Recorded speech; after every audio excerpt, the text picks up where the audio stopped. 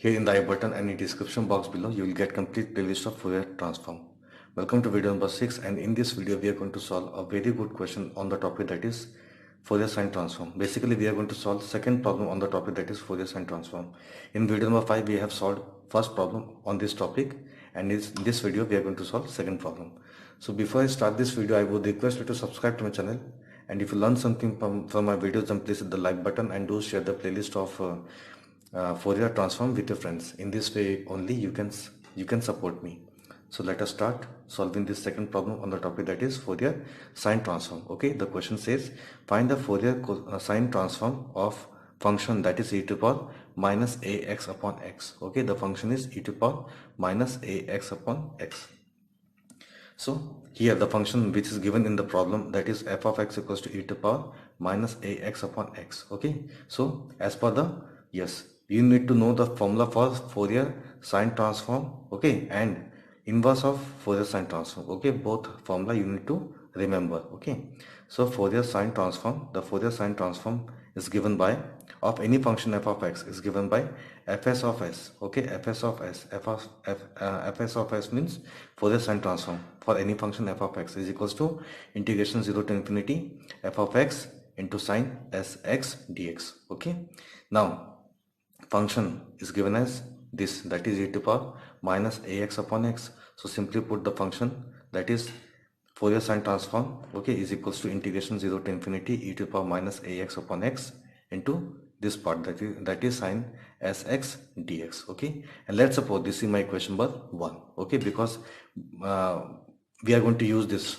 Okay, we are going to use this at some point of solving this problem. Okay, so if you want to solve this integration, okay, yes, this solving this integration is not an easy task. Okay, because here we have x in the denominator part, so we need to cancel this x. Okay, if you want to solve this integration, first we need to cancel this x. How to cancel this x? Yes, first of all we will differentiate. Okay, first of all we will differentiate both sides with respect to s. Okay, if you differentiate with respect to s, then this will become d by ds of Fourier sine transform.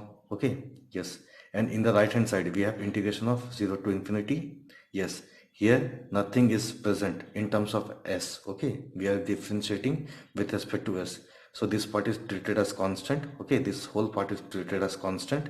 Now if you solve this part, okay, so differentiation of sine will become cos. Okay, so sine, differentiation of sine sx will become x times cos sx. Okay, because yes, we are differentiating with respect to s, so x is a constant, so x into cos sx. Okay, let's suppose you are not differentiating with respect to s, rather you are differentiating with respect to x. In that case x will not come here. Okay, in that case s will come here, but we want to cancel this x, so we need to differentiate with this with respect to s, so that x will come out. Okay, so that we can cancel both x. Okay, now we can see this. Okay, this differentiation, that is d upon ds of Fourier sine transform, will become integration 0 to infinity e to the power minus ax into cos sx dx. Now solving this integration is very easy, because we have a straight direct formula for solving this integration, that is integration e to power ax into cos bx dx equals to e to power ax upon a square plus b square, a cos bx plus b sin bx. Okay, now if you compare both, okay, if you compare both, you will get that is a equals to this, a equals to minus a. Okay, minus a. Okay, and b, what is b? B is equals to s. Okay, b is equals to s. Okay, yes, if you compare this with this, you can see what is a, that is minus a, and what is b, that is s. So a equals to minus a and b equals to s.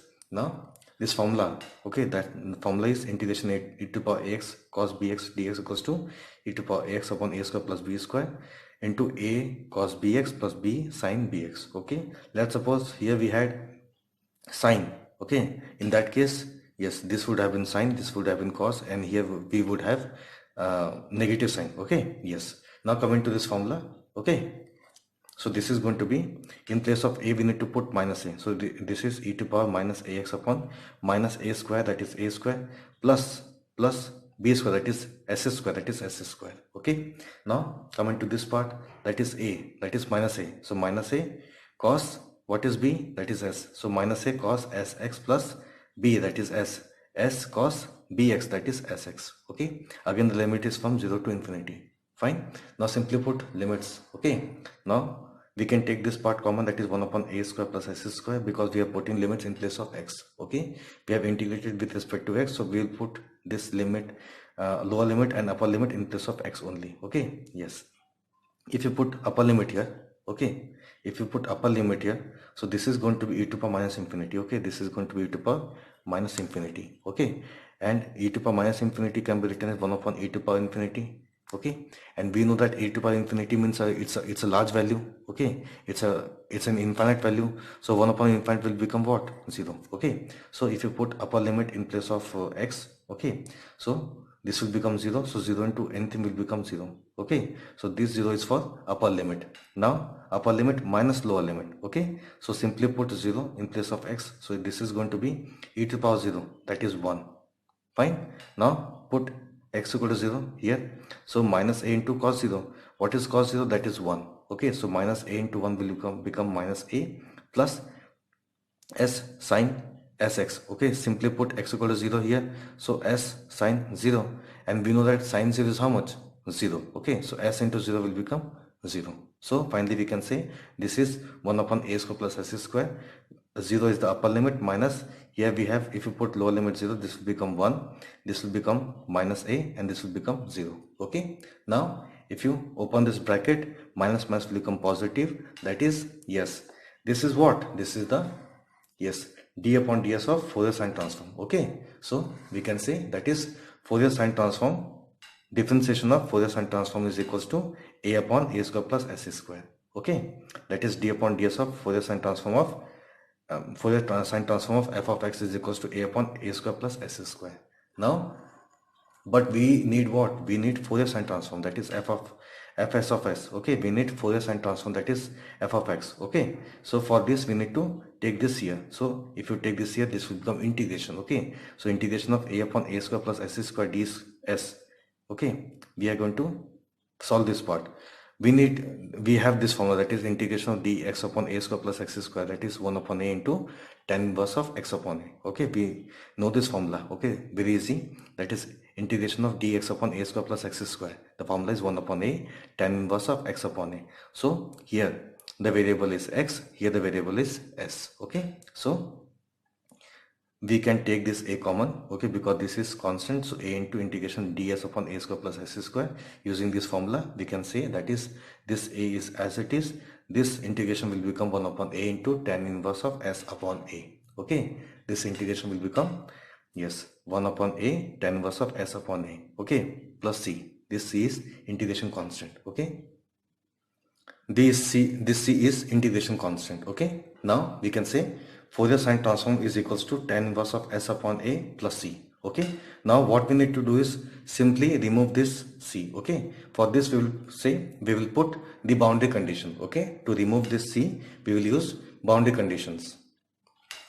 Put s equal to 0. If you want to find the value of c, we will put s equal to 0. Okay, if you put s equal to 0, this Fourier sine transform will become 0. Okay, from equation number 1. Let us see what is my equation number 1.